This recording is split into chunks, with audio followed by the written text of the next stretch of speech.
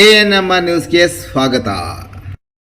ಭಾವನಾ ಆಸ್ಪತ್ರೆ ನಗರಸಭೆ ಹಿಂಭಾಗ ಎನ್ಆರ್ ಬಡಾವಣೆ ಚಿಂತಾಮಣಿಯಲ್ಲಿ ಸಂಪೂರ್ಣ ಡೆಲಿವರಿ ಹಾಗೂ ನವಜಾತ ಶಿಶು ಆರೈಕೆ ಎನ್ಐಸಿಯು ಸೌಲಭ್ಯ ಸಮೇತ ಒಂದೇ ಸ್ಥಳದಲ್ಲಿ ಸಂಪೂರ್ಣ ಚಿಕಿತ್ಸಾ ಸೌಲಭ್ಯ ನೀಡುವ ಏಕೈಕ ಆಸ್ಪತ್ರೆ ಭಾವನಾ ಆಸ್ಪತ್ರೆಯಾಗಿದ್ದು, ಆಧುನಿಕ ಮೂಲ ಸೌಕರ್ಯ ಮತ್ತು ನವೀನ ಸೌಲಭ್ಯಗಳು, ಎಲ್ಲಾ ರೀತಿಯ ಇನ್ಶೂರೆನ್ಸ್ ಸೌಲಭ್ಯಗಳು, ಕ್ಯಾಶ್ಲೆಸ್ ಇನ್ಶೂರೆನ್ಸ್ ಸಹಿತ ಸೌಲಭ್ಯಗಳು ಸಿಗಲಿದೆ. ಡಾಕ್ಟರ್ ಭಾವನಾ ಎಸ್ ಅವರು ಒಬಿಜಿ ಮತ್ತು ಗೈನಕಾಲಜಿ ತಜ್ಞರಾಗಿದ್ದು, ಅವರು ಸಾಮಾನ್ಯ ಮತ್ತು ಸಿಸೇರಿಯನ್ ಡೆಲಿವರಿ ಸೇವೆ, ಬಂಜೆತನ ಚಿಕಿತ್ಸೆ, ಲ್ಯಾಪ್ರೋಸ್ಕೋಪಿಕ್ ಶಸ್ತ್ರಚಿಕಿತ್ಸೆಗಳು, ಗರ್ಭಾಶಯ ಶಸ್ತ್ರಚಿಕಿತ್ಸೆ, ಲ್ಯಾಪ್ರೋಸ್ಕೋಪಿ, ಸ್ಟೆರಿಲೈಸೇಷನ್ ಚಿಕಿತ್ಸೆ ನೀಡಲಿದ್ದಾರೆ.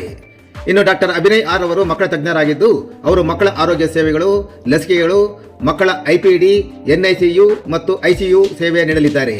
ಇನ್ನು ಇತರೆ ವೈದ್ಯರಿಂದ ಸದರಿ ಆಸ್ಪತ್ರೆಯಲ್ಲಿ pediatric neurology, pediatric surgery, general medicine ಮತ್ತು general surgery, ENT, nephrology, urology, onco surgery ಚಿಕಿತ್ಸೆ ಸಿಗಲಿದೆ.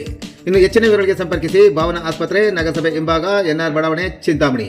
ಮೊಬೈಲ್ ಸಂಖ್ಯೆ 7899001345.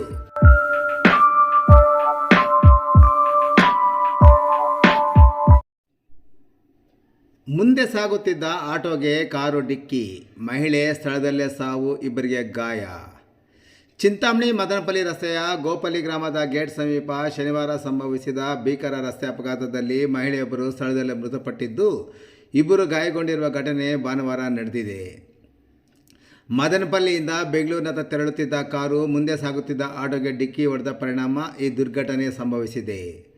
ಆಟೋದಲ್ಲಿದ್ದ ಕೋಲಾರ ಜಿಲ್ಲೆ ಶ್ರೀನಿವಾಸಪುರ ತಾಲೂಕಿನ ಕಮತಂಪಲ್ಲಿ ಗ್ರಾಮದ ಒಂದೇ ಕುಟುಂಬದ ಸದಸ್ಯರು ಚಿಂತಾಮಣಿ ಸಾರ್ವಜನಿಕ ಆಸ್ಪತ್ರೆಗೆ ಚಿಕಿತ್ಸೆಗೆ ಬರುತ್ತಿದ್ದರು.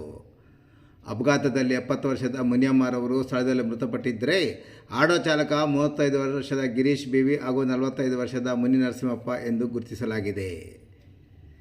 ಗಾಯಗೊಂಡ ಆಟೋ ಚಾಲಕ ಶಿಡ್ಲಘಟ್ಟ ತಾಲೂಕಿನ ಪಚ್ಚಳ್ಳಿ ಗಿರೀಶ್ರವರು ತನ್ನ ಅಕ್ಕ ಮುನಿಯಮ್ಮರವರಿಗೆ ಮೈಯಲ್ಲಿ ಹುಷಾರಿಲ್ಲದ ಕಾರಣ ಕಮತಂಪಲ್ಲಿ ಗ್ರಾಮಕ್ಕೆ ತೆರಳಿ ಅಕ್ಕ ಮುನಿಯಮ್ಮ ಮತ್ತು ಮುನಿ ನರಸಿಂಹಪ್ಪರವರೊಂದಿಗೆ ಚಿಂತಾಮಣಿ ಸಾರ್ವಜನಿಕ ಆಸ್ಪತ್ರೆಗೆ ಬರುತ್ತಿದ್ದಾಗ ಈ ಅಪಘಾತ ಸಂಭವಿಸಿದೆ.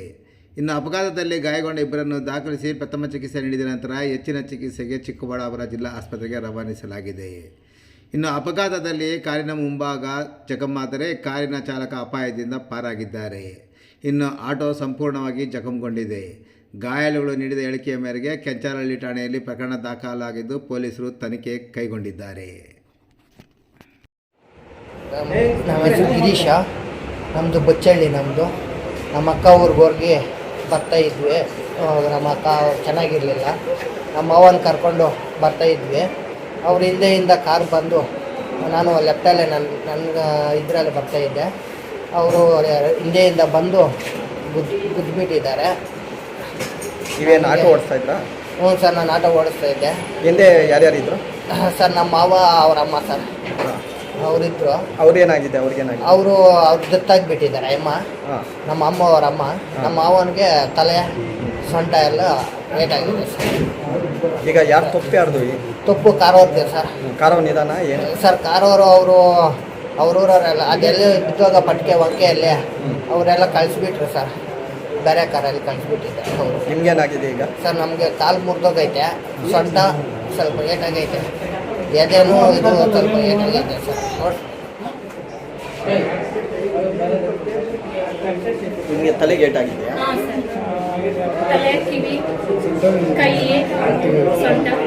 ನೀವಿದ್ರ ಜೊತೆಯಲ್ಲಿ? ನೀನಿದ್ದೀನಾ ಜೊತೆಯಲ್ಲಿ?